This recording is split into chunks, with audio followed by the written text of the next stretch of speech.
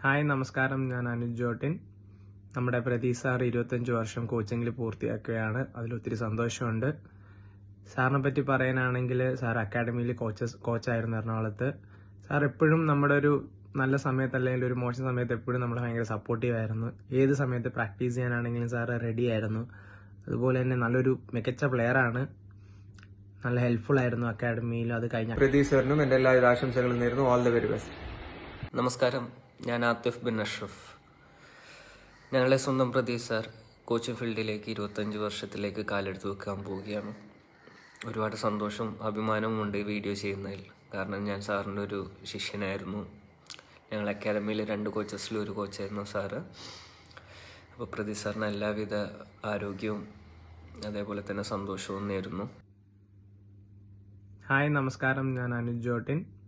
നമ്മുടെ പ്രതീക് സാർ 25 വർഷം കോച്ചിങ്ങിൽ പൂർത്തിയാക്കുകയാണ്. അതിലൊത്തിരി സന്തോഷമുണ്ട്. സാറിനെ പറ്റി പറയാനാണെങ്കിൽ സാർ അക്കാഡമിയിൽ കോച്ചായിരുന്നു എറണാകുളത്ത്.